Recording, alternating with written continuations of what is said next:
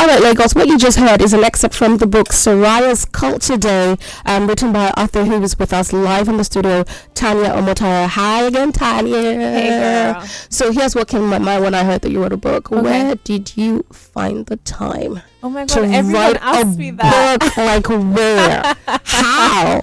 This is not even about what the inspiration is. The inspiration is obvious. Right. But yes, I would like to know a little more about that. But where did you find the time? I mean, there's you modeling, there's you as an entrepreneur with Ziva, there's you as a mother. One is a handful, so trust me, I know what it's like. So where did you find the time? I mean, so I started writing like little notes when I first had her because you know, there were some things online about the color of her skin and her being darker than me. Right. And I thought, you know, I'm sure I'm not the only person that is, you know, has this issue or whatever. So I started writing like little notes, and I was like, you know what, I feel like I should do a book, something that highlights, you know, Black kids and loving where you're from and stuff. But I wasn't sure the direction that I wanted to go in. I tried twice. I failed woefully. And then I met Kinder Kids. And honestly, this was so easy. They literally brought my vision to life. They helped me, you know, weed out the things that didn't need to be in the book. Right. And they helped me put everything together. And I am so grateful because it turned out incredible. How does it feel adding that feather to your cap as an author? So I don't think I've had the time to process it, but yesterday, so my sister is here visiting from New Zealand. Hi, sister. Where is she again? She's behind me. Okay. And, you know, she wanted to read a bedtime story to my daughter. Okay. And then she asked her, oh, what story do you want to read? And my daughter goes, my book. I was like, yes, girl, you better show off. You better tell them that you have a book. So that made me feel really, really proud. And that was when it finally like occurred to me. Yes, I'm an author. Wow, I really wrote a book. Yeah, really inspired by my daughter, and that's just such a great feeling. Okay, so of all the things to write about, so is this really about Sarai? Yeah. Okay, so it's not just the name Sarai. No. It's really about Sarai. So is it really about her culture day? So it's inspired by her culture day because when you're in school in Nigeria on the first or around there, you always have culture day, and it's always such a big deal. Tell me about that. Really. For me, I'm last minute. Did you get to decide what she was going to wear, or did she tell you what she wanted to wear? So she's currently 3.5. So she needs options. So I had like a adire 2-piece. I had a full gele lace 2-piece that I had to make. I had to buy a horsetail, and then she decided that she was going to use it as a pretend horse and run around the house. Okay. I bought gele. There's nothing I didn't buy. And then she's like, yep, nope, that's ugly. So what did she settle for? So this year she settled for the lace, the Iro and Buba, the coral beads, the horsetail, but she refused to wear her gele. This year, but last year she wore it. So every year is a new adventure. Okay. Really, and this year is almost over, so I hope you're preparing for the next. Yeah.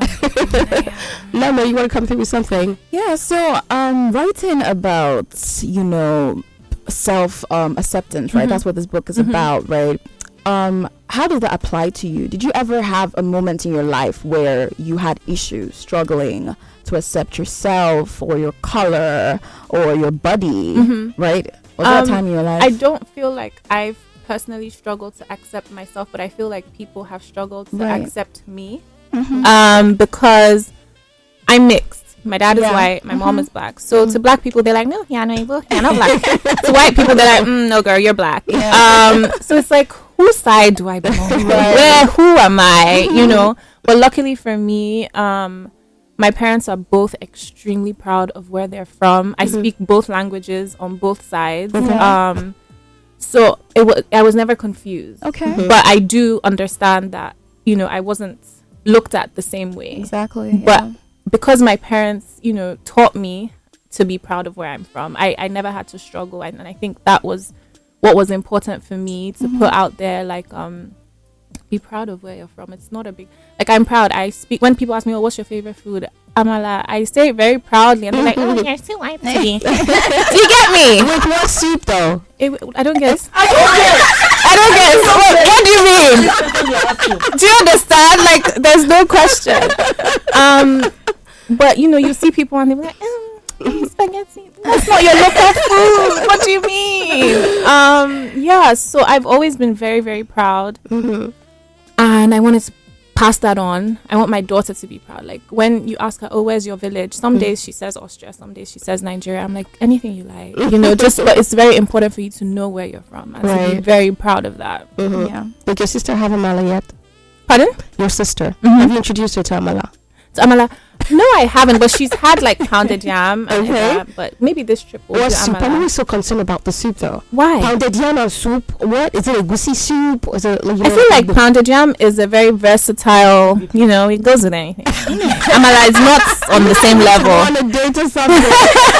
Amala is not on the same level. Amala is very specific. Yeah. You don't mess with it. Yeah. Okay. Let's look at the illustration in this book, right? Before the illustration, right? So I've come to find out recently the allure of children authors, so to speak.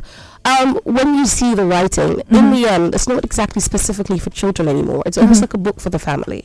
So who would you say your book is for?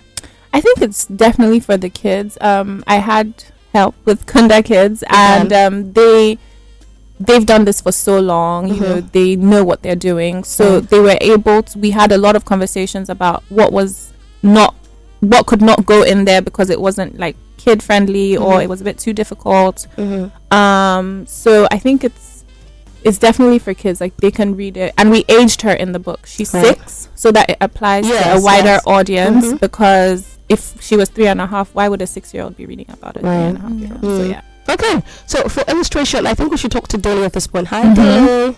Hello. I don't know if I can really see you, but I can feel you. Is that okay? I'm right here. All right, that's great. So let's look at the illustration. I'm wondering what it took the kids to, take to Tania's, story, and then, pick. I don't know. The book is so colorful, and there's just like so much going on in here. How did that work out for you? Is that just all you, or do you have this expertise illustrator somewhere? So we're very lucky at Kunda Kids. We have a fantastic arts director. All right. His name is 𝐒𝐭𝐿 Obasi. One of the most talented creatives you find in Nigeria. And when Chike heard about this project, he said, "I'm gonna take the lead on this book." And we were like, "Okay, yeah, it's gonna be outstanding." So Chike took the lead, and it was always a lot of collaboration. There were times we illustrate some pages. Tania will be like, no, can you do this? Can you do that? And we're like, okay, fine. We want you to have the book of your dreams. That's what we try to do with every book at Kunda Kids. Every single book we put out is a piece of art on its own. And we keep on learning, and we keep on improving the process, because we're trying to set a standard when it comes to publishing children's stories. Amazing.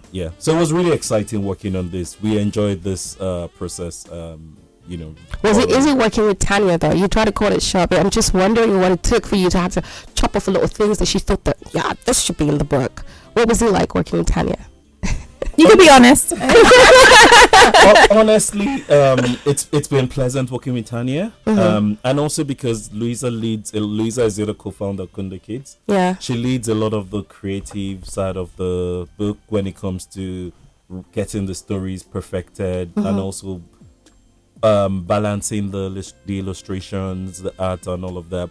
So Louisa was like, "Okay, Tania, this is how we do this because of this." And Tania was like, "Okay, yeah, I get it." So it was a very smooth process. We've been working on it for quite a few months, I must say. And, we're so excited to bring it out now, because now is the perfect time to bring it out. So it was really good. I don't think we had any major disagreements. No.